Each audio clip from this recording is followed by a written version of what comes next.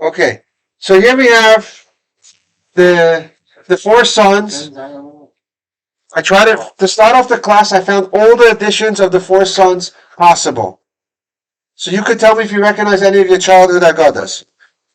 There's this version. It's an ancient Agada. There's no labeling. It's all you. We'll talk about that soon. There's this version.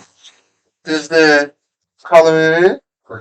Some of these are very old Agadas, by the way. Some are just Google variations. We have the emoji version. There was a daughter up there. What? Where? Can I take a picture of one of them very quickly? Later.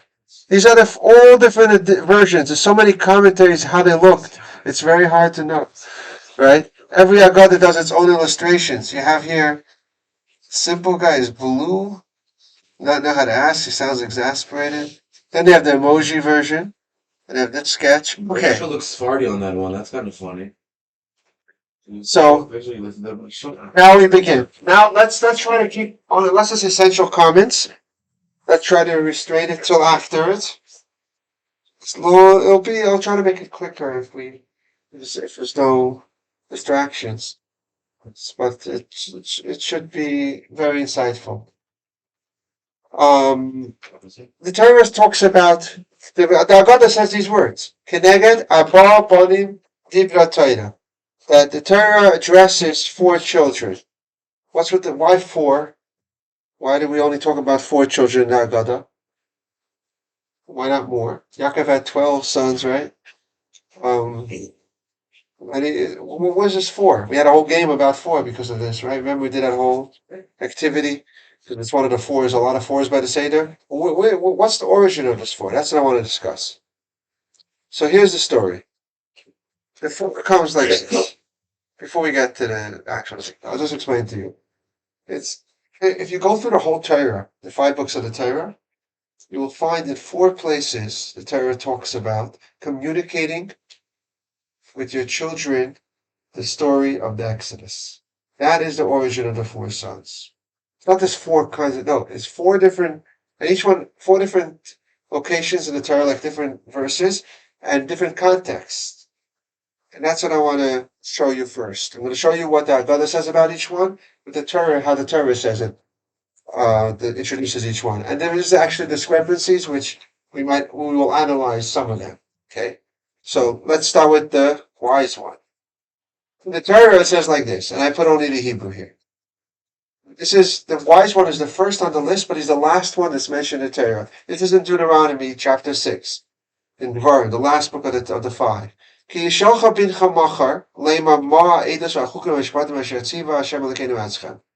translate it. Go break it up. When you later in the future, machar means literally tomorrow, but it could also mean in the future. When your child will ask you one day in the future, labor as follows. You would say saying as follows. What are these testimonial laws and the rational laws and these ceremonies, these mitzvahs, these commandments, these laws that you're doing? It's not talking about Pesach, by the way. The context of this is a new chapter of the Torah, a new paragraph. That means it starts off that Moshe tells the Jewish people that one day your children are going to ask you, what's the story with Judaism? Why are we doing all these different kind of laws and customs and mitzvahs, all different categories? We know they're divided into these 3, right? Eidos, there's chukim, which are beyond super rational. Mishpatim are the ones that make sense, like don't steal, don't kill. And the chukim are the ones like the red heifer and the mixing milk and meat, the things that we don't understand exactly at all. That's an appeal to us naturally. And then in the middle you have Eidos, which are in the middle, because you can understand it after the fact somewhat, like Shabbos and holidays that have commemorative aspects to it. And that's Eidos, right? So the child's basically asking about Judaism. He's not sitting by the Seder and asking. But the Torah discusses the scenario. Moshe prepares the Jewish people and he says this is what you should tell them. When your child asks you this, you should tell him, you should tell your children, that that we were slaves to Paro. And Hashem took us out from Mitzrayim with Yad Chazaka with a mighty hand. And he did all these miracles and signs. And he really gave the Egyptians what they deserved. In front of our eyes. I'm reading it just in English. And he took us out of Egypt to bring us to the special land that he promised our forefathers. And he gave us all these laws to be able to have a relationship with him and to have the best possible life all the days of our life to this day. That's what you tell the child. This is the response given to the wise son. Okay? You see what it's doing? He says you're supposed to tell him the origin of the Jewish people and that why Hashem gave us mitzvahs, so we can have a relationship with him and that we should be able to have the best blessings in our lives. That's why we have all these various mitzvahs. The Baal HaAgada puts the kid by the Seder, but he's not. He's not talking about Pesach. He's talking about Judaism in general. What's with all these different kind of laws that we're doing? Okay? Look how it's put in the Agada. In the Agada, here I translate it. What does the wise son say? You see? It quotes from Devarim chapter 6. What are these testimonial laws and these irrational laws and or super rational laws and the rational laws that God gave us or gave you guys? And what is the answer in Agada? It's interesting. Should tell him the laws of Pesach. We don't eat after the Afikoman or after the Korban Pesach Afikoman, which means dessert, literally. Now we use dessert. We use the word Afikoman to represent the matzah we eat by the end. It becomes our dessert because it's instead of a Korban Pesach. But it says you're not supposed to eat dessert after the Korban Pesach. That's the law you tell him. The first question that sticks out is what happened? The Torah said to tell him something else. Why are you telling him this? What a strange response. The Torah actually gives you a response. It says you should tell him Avadim Ayinu, right? So when did we actually say that? Right after the Manishtana, when we actually, before we even talk about the four sons, we have the Avadim Ayinu. So we do mention it to everybody by the Seder. So that's there. But it is interesting, and we will discuss what is the meaning of this response that we actually give the wise son. Okay? The next child, let's see the origin. First, I want to show you where they all come from. In the Torah, it discusses, this is the... In the Torah, it says about not eating after the Afikoman? No. It just says, tell him Avadim Ayinu.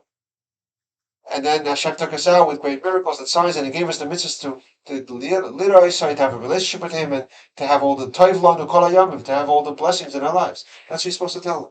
After the Avadim Ayinu. Okay. And we're moving on to the wicked son. The way it's written in the Torah is, here we have it translated. It says you should it's talking about Pesach here. And if your child will ask you,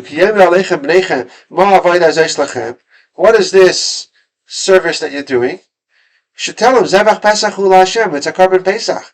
We're doing another Korban Pesach because of the first year what happened. Hashem Pasach HaBatei B'nei Yisrael b'Mitzrayim. He skipped over our homes. B'Nakash Mitzrayim, when he afflicted the Egyptians, as Batei Yitzil, we were saved, and then the Jews thanked Hashem and they bowed down. But basically, I translated it in brief. It says you should fulfill the Pesach laws, and if your children will say to you, what is the point of this service? Tell them about Pesach. This is where the wicked child is introduced. By the way, it doesn't say anywhere that he's wicked. We're going to analyze that later. Why do we label this guy as wicked? Okay, he's asking what's going on, just like the wise son. Well, let's see how the Agada puts it. Osher Ma'oi, what does the wicked one say? Ma avoida azais lachem. What is this service to you? The way he asks, he says it's for you, not for me. Like, what is it for you guys? He excludes himself. And since he excludes himself, that's like a terrible, it's like Chafal Be'ikr. He's like, it's a terrible violation of the whole relationship with Hashem. He's puncturing, he's challenging. He doesn't want to be part of the Jewish people by excluding himself. So it says you should blunt his teeth, which is a very, very interesting method of parenting. Let's say, what does it mean exactly? We're going to discuss this also. What does this mean?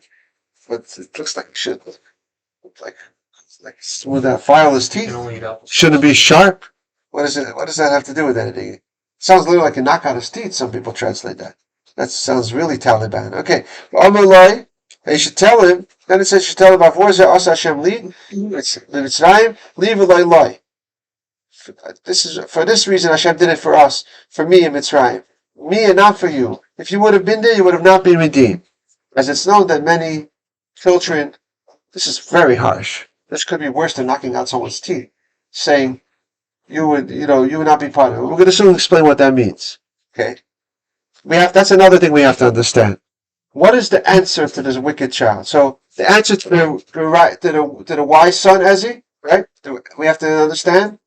And the answer to the wicked child, like especially the part about knocking out his teeth. Also, it's not what it says to tell him. Look what it says in the Torah to tell him. It's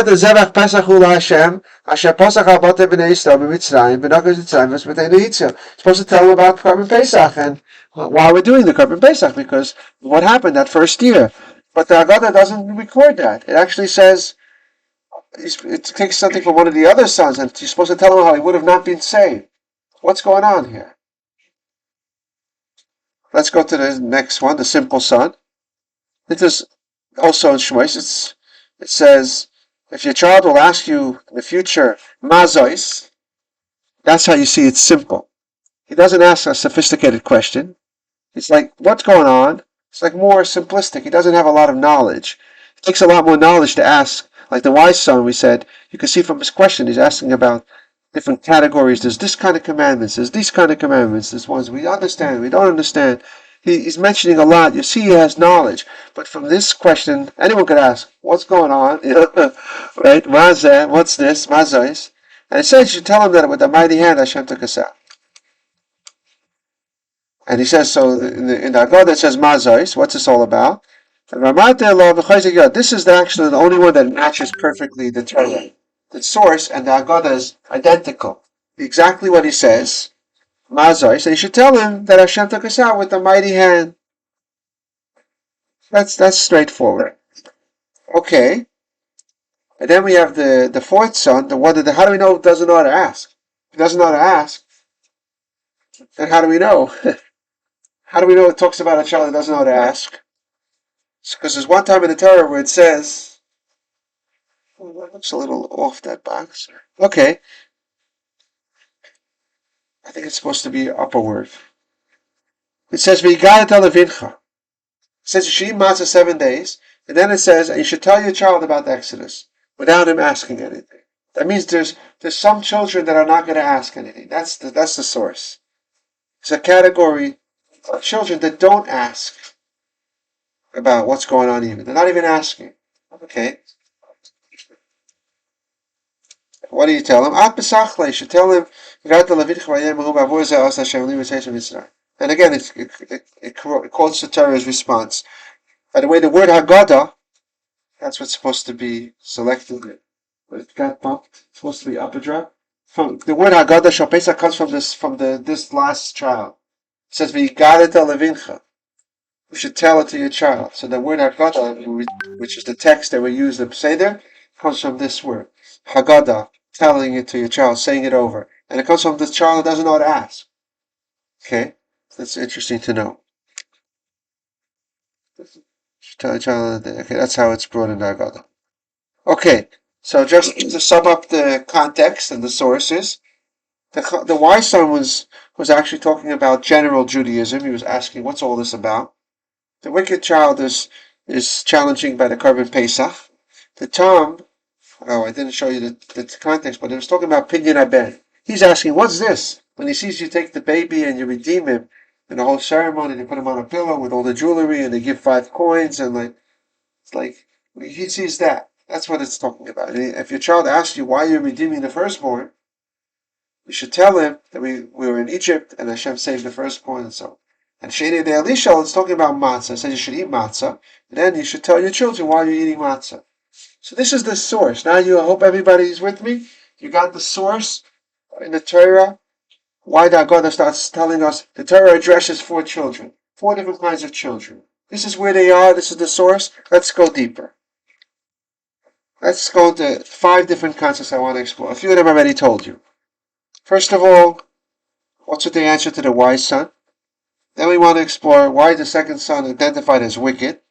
Where do you see that in this question? As opposed to the wise son. They say very similar things. For that little difference is you make him out to be a wicked child. Number 3, we mentioned, we want to explore what's the answer to the wicked son. That seems very strange. Like, knock his teeth out? Well, what is that? And what's with the order? It doesn't match the verses. Which was the first one? The last one is the wise son in the Torah. It's all the way by Chumash Devarim, right? So why do we have it in this order? It's out of order, and it's called Seder. What does Seder mean? Order. So why are the sons out of order? Okay. And we'll do some deeper insights, time permitting, from Chassidus.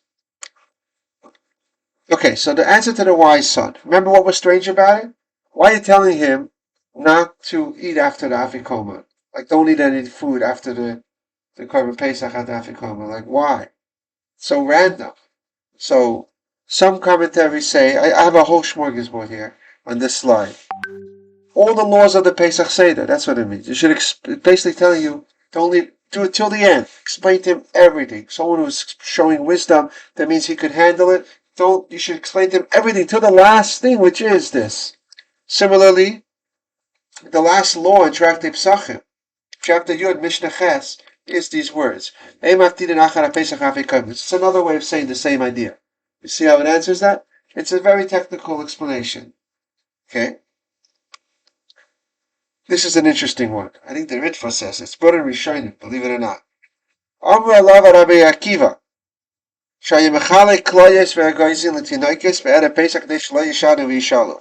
Akiva, they said, used to give out nuts and kernels, like that was the candy in those days, to the children on Erev Pesach, the night of Pesach, in order that they shouldn't sleep and they should ask the questions. You hear it, Sri? And they shouldn't sleep and they should ask questions. So, what question did they ask? Which, by the way, we do this in my family. We give out nuts, Pesach, my father does, right? So, what do you mean? They should ask questions. What's the question they're going to ask? They're going to ask, why are you giving out the dessert? We just started a meal. Why are you giving dessert early? So you have to, after you get him engaged and asking questions, and you ask the Pesach questions too, don't forget to also answer him that question, which you did. You gave out nuts, and he asked you why you're giving out the dessert early. So you have to make sure to answer him even that. You should tell him, because we don't eat after the Afikoman. We cannot have dessert regularly this time. Yeah, because we're not allowed to eat after the Afikoman. That's what the Ritva explains this. Okay, a little deeper. Why would a great, transcendent, infinite God care about physical mitzvahs? That's what he's asking. What he's asking, what are all these different kind of physical commandments? And they're all dealing with the physical items, and what's with that? A shayfer and a lulav and a matzah and a tefillin. Well, why would a great, infinite God be obsessed with this physical percepts, like these mitzvahs that we're doing in the physical world? And the answer in brief is that that's the whole purpose of creation, is he wants our kind of world to embrace him, to be refined and elevated till it's able to handle him being revealed and welcome in our world. And that's why, that's the concept of, we're saying that you're not allowed to eat after the Korban Pesach. Why? Because it's about experiencing the taste of it. It's about impacting the physical world. It's supposed to be felt. The senses. That's how mitzvahs have to be. And that's short. Again, I compressed this concept into a little bullet, but I just wanted to collect a bunch of different ideas. And these two came at once. Yeah, there's no stopping it. They come together. Well, the first was just a review. The last one we're going to do is, he's asking, who cares about reasons? Why? Who cares about reasons for mitzvahs? Why are the mitzvahs that some of them make sense? Isn't the main thing about submitting yourself to Hashem? Why are there some mitzvahs that we could understand somewhat, and some mitzvahs that God made the world in a way that we could even understand the reason, and we're supposed to even try to understand the reasons of the other mitzvahs the best we can? Why? Who cares? Like my spouse asked me, wouldn't it be just wonderful? I said, no, I don't care why you want. I'm committed. I'm submitting myself to your will. I'm going to try to please you. Isn't that beautiful? Seems like a very wise question. Why is there a dimension, a component, a mitzvah of that we could understand, and like it's considered like it's praiseworthy? You're supposed to actually try to understand the mitzvahs.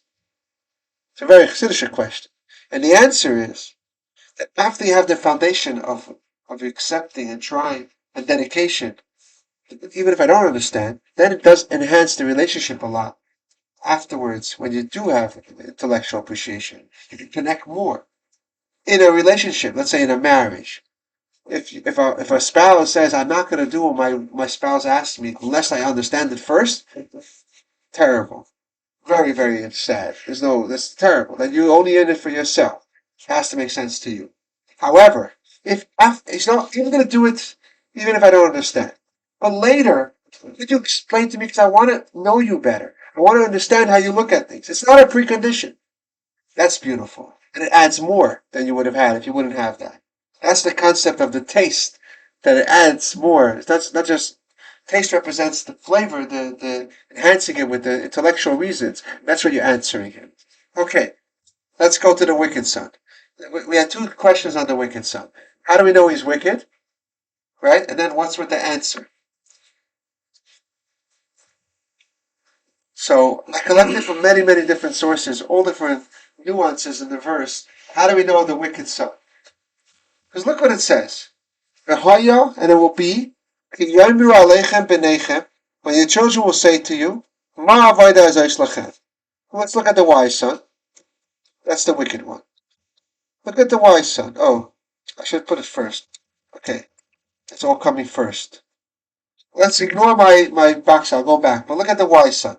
It says something very similar. When your child will ask you, what is these laws that God commanded you? And what does he say? What is the service that Hashem commanded you? Why are we labeling one wicked and one wise? It's so extreme.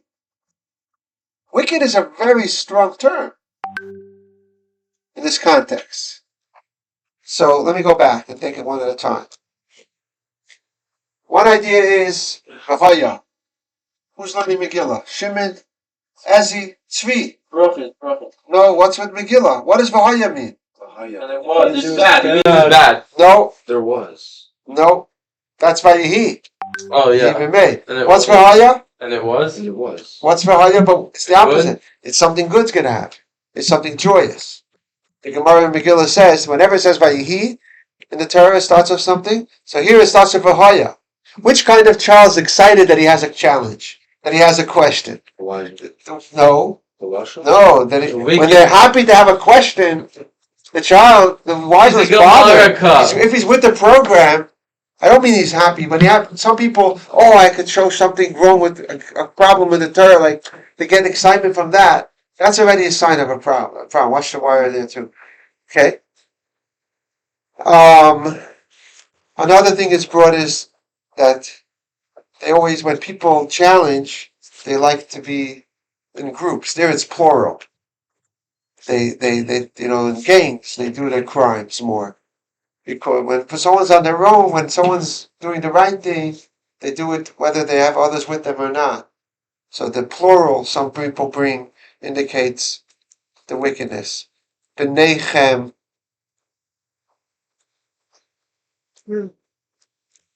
Chem, also plural. That's the same as the previous one. I'm not sure what the lamer part is, but he says, we'll get back to that in a second. Yoimru, another thing. And lamer. He's not asking a question. He's saying it. Doesn't say shalcha bincha, like the other sons. Asking. It says, he will tell you. You can't answer that. If it's really a question, he wants to hear the answer, you could answer it.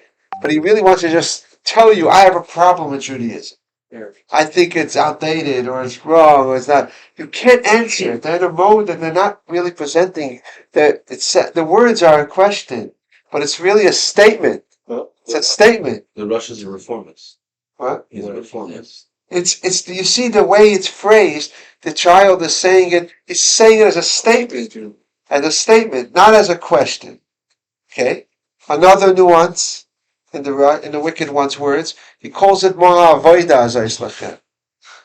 What's all this hard work? He calls the mitzvahs. What are they eating? Matzah. Saying stories. So he's kvetching and complaining about it. He's dramatizing it, how difficult it is. That's an indication of that he's not in a good place in his relationship with Hashem. You see, all these are little clues. Let's see, there's more. Hazois. He's doing it at the wrong time. It's during the Seder. Hazois means it's in front of you now. That's not the time. If you had the right attitude, now we're doing the mitzvahs, let's do it. Don't challenge it then. Then let's say, later, could you explain to me? You have that. Then if you were a good child, if he was taka with the program, it didn't have any issues trying to challenge it, his own agendas, then he would have no problem. Say, let's explain it to me afterwards. But now don't try to sabotage your Seder and challenge everything. We're doing Korban Pesach. What's with this on the spot? You say, you should be able to say, I'll explain to you later and it's fine, right? And lachem. Also, this follows as well. It's like Hashem commanded to you, but not to me. This is the point that's stressed. I'm not part of this. He excludes himself with this word. Now we'll soon see the righteous one. He also says eschem, but it's very different. What's the difference? Look at the sources. This is really interesting. Look at the sources. Where's the Russia? Where's the Russia? Where's it written? Right by the Exodus. When your children will tell you, what is this? For you, that a God commanded you. What do you mean commanded you? You were also there. He's excluding himself. But when the wise son says that term, it's 40 years later, and he's telling you your children in the future are going to ask that. So they're going to say, what did God command you? But we didn't hear it. So it's not a term that brings out that they're disassociating themselves. It's actually linguistically accurate. It's a whole other. See the context. If you see what the source is, it makes sense. It's nothing wicked about it. But by the wicked one, your children, it's written right by the Exodus. If your children start telling you this, obviously it's also in the future. But this is one of another nuance that supports this. It's later. That's the machar. Also, he says Elokeinu. Remember, it says, how did Jacob said? Yitzchak said, the voice is the voice of Jacob. The hands is the hands of Esau. Remember that story? Mm-hmm. Why was the voice of Jacob? Yosef. Remember what Rashi said? Was it the voice or was it the words he said? He mentioned God's name. He mentions God's name. Remember? That's what it says. You could see if someone finds a way of mentioning God in their conversation, it's already showing you they're with the program. It shows on the character, right? So that's another clue for that this is a wise son, and the other one is a wicked son. Okay, I hope that's enough for the distinction. Let's go to the answer. This seems crazy. What's with this? Knock out his teeth? Ouch, right? What kind of answer is that? Why are you knocking out people's teeth? Right? I should say don't try this at home. But Dagada says to try it at home. But I should argue with Dagada. So one explanation is it means you have to blunt his teeth. Hake means to make it smooth, which could be an expression that means he's trying to be confrontational. It's sharp. And you're supposed to diffuse the situation with empathy and love. That's the only way to do it. Like Tzvi was saying yesterday, that he was so excited about it. He didn't realize it wasn't me, it was Hashem. Happened to put the words in my mouth. But that's the way you want to do it. It's almost like trying to be antagonistic, and the best way to do it is to don't get sucked into it. Don't get drawn into saying sharp things back. But blunt the teeth. Make them not sharp. That's what it's telling you, a guiding point how to deal with it. Don't start saying mean things to him. That's why this is such a beautiful insight. We say if you would be there, you wouldn't be redeemed. There, the emphasis on there. That was the first, because the exodus from Egypt, the world was not ready, and many Jews stayed in Egypt and died. But that was only before the giving of the Torah. Once we entered into the covenant with Hashem, every Jew is going to be part of it by hook or by crook. That's what we're telling it. That's what we're telling the child by the Seder. Then you wouldn't, but now you're not. Now you're stuck. You're unconditionally connected to Hashem. So you might as well. That's how you could blunt this teeth, by pointing that out. That's how you could soften his arguments. Wow. This is another verse. This is also very geschmack. Look what it's saying. You should realize, don't look at him like a wicked son, because he feels that people treat him because of his struggles and his challenges. People are telling him, you're like not a good Jew, you're not part of us. That's why he's kafir be'ikr. He's rebelling because he doesn't sense how everyone embraces him despite his struggles. That it's telling you that's why he's doing this. We try to just answer him that cloud. He feels like you think you look down at him for his struggles. So that's why he's kafir. He's denying and rebelling. This is how you should. So change yourself, how you look at him. If he feels that you don't write him off as being bad and low because of his struggles, he will not be rebelling and challenging. And this is for those. Oh, Tzvi, we need you for this. Gematria. No, Tzvi, we lost him. Okay, you know how to wake him up. Tzvi, Taisva's time. They're learning already. Okay, we lost him. Tell him later. No, he's all you. Okay. He's awake. So look at this. This is really cool. This is brought from the Vilna Gaon. It's not. You shouldn't think what everything I'm telling you now is just Hasidic interpretations, twisting things around, making it nice and cozy and fuzzy. This is in the name of the Vilna Gaon. Look what he says. Russia adds up to 570. What does the Tzaddik add up to? 204. What's the difference between them? 613. What? 613. No, I'm joking. Add it up. Let's go. 670 and 204. Between 204 and 570. 366. What? 774. 366. Very good. That was one off. 366. And that's the gematria of the word that it says to knock out, the shino. You should realize the Russia, just make him a tzaddik. Meaning he's really has a tzaddik and he has some issues. Get rid of those issues. They're represented. He's the same as he's a regular beautiful core Jewish neshama. He just has some bad habits, bad experiences, bad trauma, whatever it is, bad friends. You have to cure him of the extra things, those problems, but it's not really, and what will remain, if you knock away the Shinav from the Russia, you'll be left with Tzaddik. That's what it Shinav represents, the external things that are left. Okay. Of course, everything in Torah exists in us, and the four sons are no exception. We have all four sons in us. Sometimes there's a part of us that's inspired. Tell me more, right? The wise son. It's excited, it wants to know. There's a part of us that's could sometimes feel during Pesach it's a freedom, you're schlepping and stressing and time deadlines and so much to do, right? That's like the wicked one. Like, it's a different kind of Yetzer Haras we can have, right? There's the time when we're not so inspired, we're sort of confused, tired maybe, right? And then there's the one who doesn't know how to ask. Could mean you don't feel connected. Yedea Lisho is supposed to, the word Yedea, it also das. Knowledge means connection. Sometimes you're not interested because you're detached, you don't feel the relevance, you don't feel it's meaningful to you.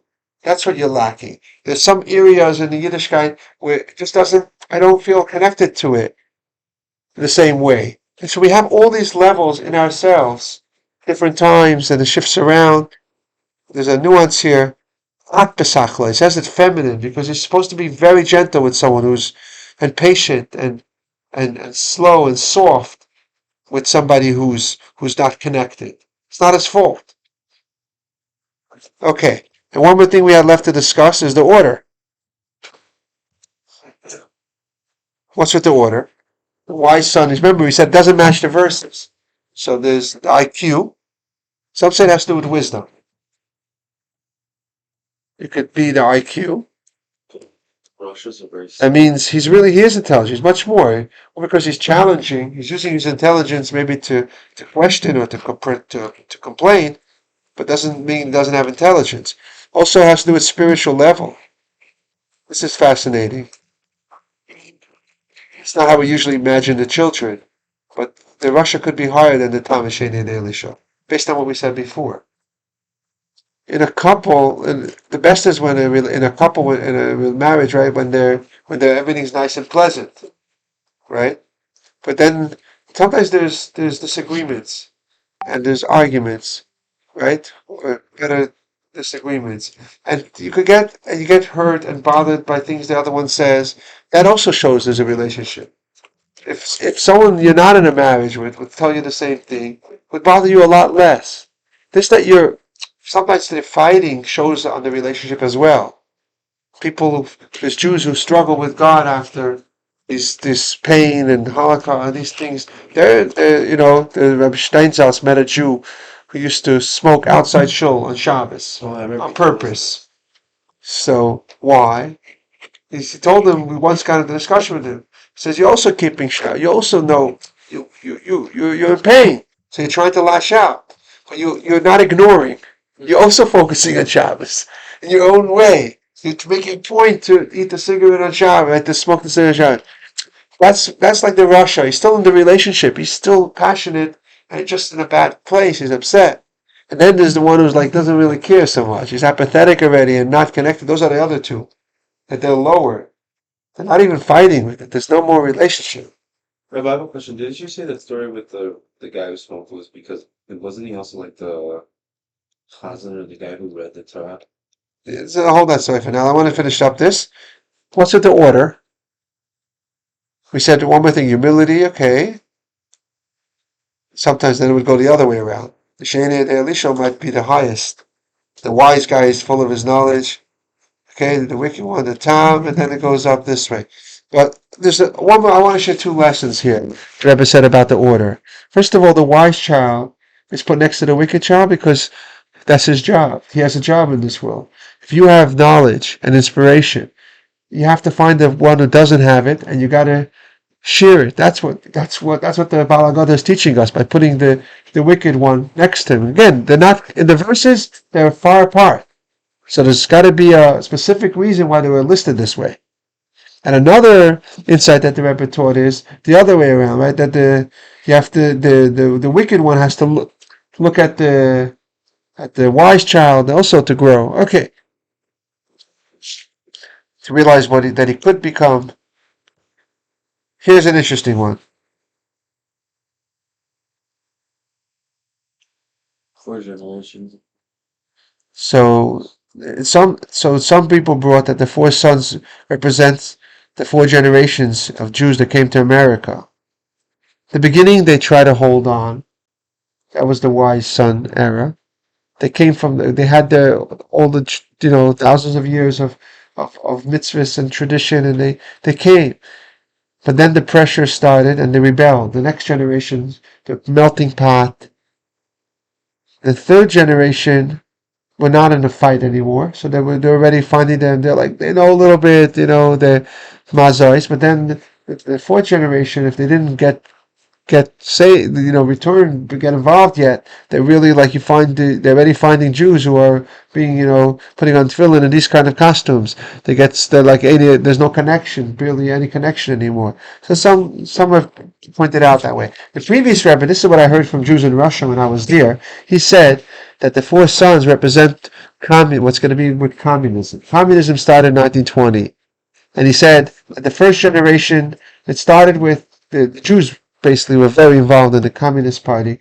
And it started with the Enlightenment. They try to be, they call them the maskilim. It's in a not good way, they were wise. They were like, we're going to solve the Jewish problems of anti-Semitism. We're going to help us. We're going to be just like everyone else. We're going to make everyone equal. They came up with all these very, very sophisticated sounding theories and movements to help better everybody. It sounded really, really wise and educated, intellectual, and sophisticated. That was the first generation. That corresponds to the first son of that Gada. Their children already became the ones who the most aggressively fought religion, shutting it down. The ones who arrested the previous Rebbe in 1927 were the Yevreisi section, the Jewish section of the Communist Party. That's the second generation. Their children became very, very, very antagonistic and hateful towards those who try to stay religious. Then their children already, like the children of the first feminists, they didn't have the same feelings anymore. So was more simplistic. And then he said the next generation, they're going to barely know that they're Jewish. Any day at least, they'll not even know what to ask. So they asked him, what about the generation after that? He said there won't be a fifth generation. That's what they told me the previous Rebbe said before he left. Meaning, communism lasted till from 1920 to 1990. You could squeeze in like 4 generations, but not more. Right? Huh? Then communism ended, and then Judaism started to revive in an unbelievable way. Right away, as soon as communism fell. I mean, there was Chabad going on underground all the time, right? I told you my parents grew up there. Okay, so that's the four sons in this. Let's end off with this story with Moshe was saying. So, a little bit in the early years of the Rebbe's leadership, there was a lot of Jewish organizations and leaders that got together and they came up with this notion after the Holocaust. It was such a blow, such a loss for the Jewish people. A third of the Jewish people were killed, and the way that it happened and everything was so traumatic. They said they want the Institute to take upon themselves in all Jewish homes by the Seder should have an extra chair, an empty chair, to symbolize the children, 1.5 million children were lost. The lost Jews, and 6 million were killed, right? So they would have an extra chair to represent the missing child, the missing Jew that were lost in the Holocaust. And they also came to the Lubavitcher Rebbe with this preposition, and he didn't go for it. Not exactly. He didn't. This is so classic Rebbe. It's unbelievable. You know what he said? Great idea, but I'll be on board with it with a little twist, a little Chabad twist. Everyone should add an empty chair at a Seder, and then fill that chair with somebody who was not planning to participate in a Pesach Seder. It's not about just like mourning and feeling bad and this. No. Add a chair. That's how you do it. That's what you do. It's memorials and that, but you want to do something positive.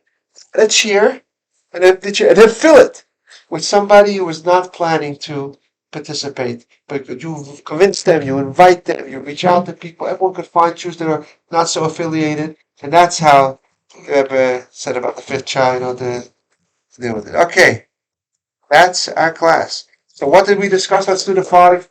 I want to go over the 5 things we discussed. First, we did the origins of all of them, in the Torah, where they come from, and then it was like 5 specific questions or things we discussed.